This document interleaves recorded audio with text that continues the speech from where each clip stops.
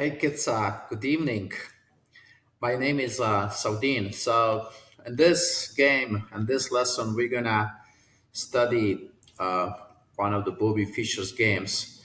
It is a very advanced game, and it's really, again, incredible masterpiece. So, enjoy the game. This is a really cool one. So, Black played a Greenfield Indian defense again, and the game happened between Robert Fischer and uh, Robert Byrne. So look at this game: D4, and it's a fianchetto, and here D5. So we have a Greenfield Indian defense, and now after the this move E3, yeah, Black just continues with the regular development.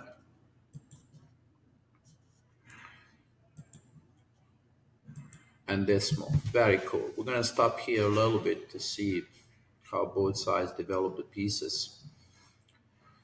It's clear that this bishop is going to go to a6 and make a pressure on this diagonal, pin the knight.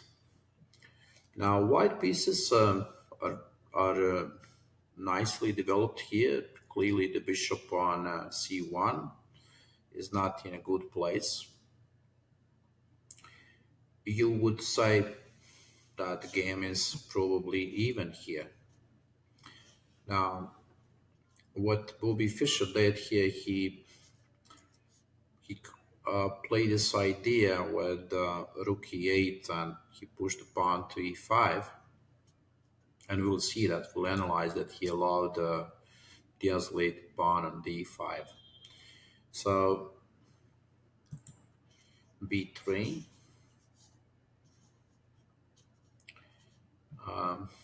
Let me hide the moves so that you can guess the moves. So bishop a6, that's a logical move, right? So just pay a little bit attention to the structure of the game. Look at this nice development that Black did it. Now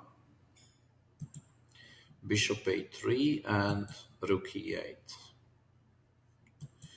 and this is where the game really starts, right? This is the position. So I already told you that Black played e5. In comments of this game, Bobby Fischer said that he was afraid of this move e5 because an isolated pawn on d5 was definitely the issue, right? But then again, he said if he would play e6, the game would probably end up in a draw, right? So e5 is a risky move, right? And here, White made a mistake. There is a pawn on d5, and this pawn is attacked, right? Look at this pressure that White has.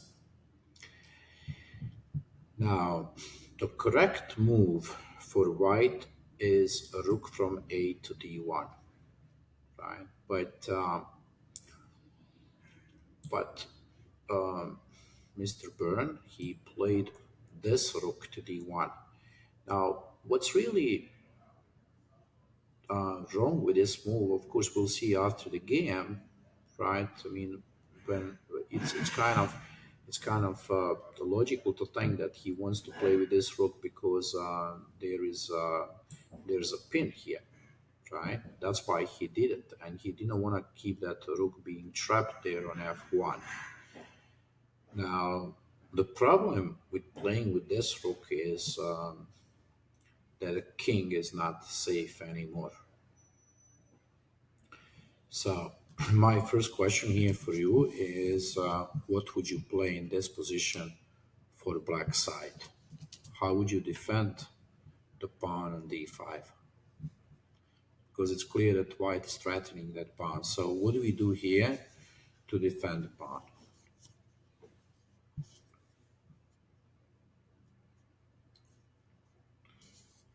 guess the move. Okay, hopefully you found knight to d3. Fantastic knight to d3, protected by the bishop. And black is threatening to play knight e4. Now, knight e4 would attack the queen, attack the knight on c3, attack the pawn on f2, and taking that knight would be a little bit tricky because then pawn could go to e4 and protect the knight on d3, so that would be quite unpleasant position for white. With a knight on d3, black is winning the game. So queen c2 was played here, right? And here again, we have to stop. It's your turn. Try to guess the move.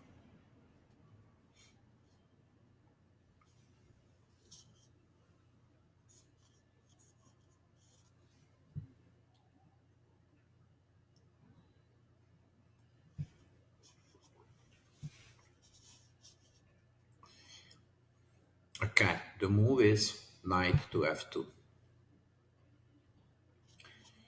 So Bobby Fischer is sacrificing a knight for a pawn and he's opening the king.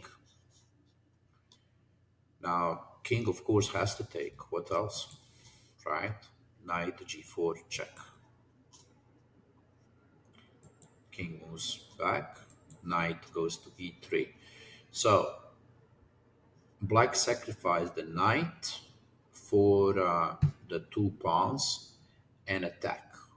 But in his comments, Mr. Byrne said that he could not understand why would Bobby Fischer play this sacrifice. He thought that after queen d2, the white is winning the game. Because I assume he thought, and the other people who commented the game, they thought that the black is going to take a rook on d1, and then after rook d1, white would have two pieces for a rook. But because this pawn on d5 is weak, it looks like white is winning the game. But Mr. Byrne said he was shocked when Bobby Fischer played knight to g2. He did not take the rook. He captured the bishop around the king and then went into the attack. Now, when Bobby Fischer commented the game, he mentioned here that definitely he was concerned, about the game, but then again, he said the activity of the black pieces here, somehow his intuition was so strong that he thought that it has to be a winning combination here for black, and he found it. He played knight g2 and king g2. Now he played a d4 to open the bishop here on this diagonal, right? And white captured. The people who were commenting the game, the grandmasters who talked about the game, they concluded that white is winning the game here. So they did not see any opportunity for a black. They just the assumption was the game is winning for white. But can you play a move? I mean, logical move, of course, is bishop to b7 check, and now, I mean, how about you try to find a move for black?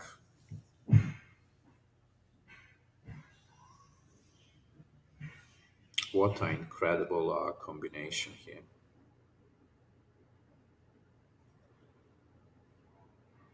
Look at this move. Queen to d7. And now the threat is queen h3, and and then we'll see like quite advanced idea with the rook e1. So look at this. Check. King has to go to g1. And actually, this did not happen in the game because Mr. Byrne saw what's going on and he resigned the game. But look at this move. Rook e1. Queen cannot capture on e1 because queen g2 checkmate. If rook takes on e1, then bishop d4. And black is winning the game because the next move is queen g2 checkmate. Cannot be stopped. Right? If you take queen d4, queen g2, the end of the game. And amazing, right? Okay, let's see what did we learn from this game. I think let's just go back to this position when the black push pawn to e5. This is really a start of this game. By playing e5, black is striking in the center, activating the pieces. First important mistake was this rook d1 because the king is not safe anymore. See, the rook was protecting the pawn and f2. But look at this idea of having the knight supported by the bishop. Clearly, this knight is bordering the white pieces. And then this move knight f2. Now, Bobby Fischer saw this move knight f2 because after queen c2, if you have to run away, let's say to c5 or e5, then it doesn't make any sense, right? So he saw this move knight f2 and the whole combination knight e3. Well, of course, the move that nobody saw was knight g2. That's the move that nobody would analyze. And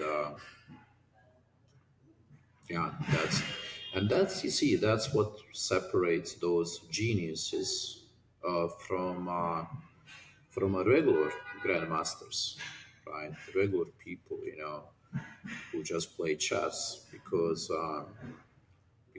some people are so gifted that they can see so far, they can calculate and analyze like supercomputers,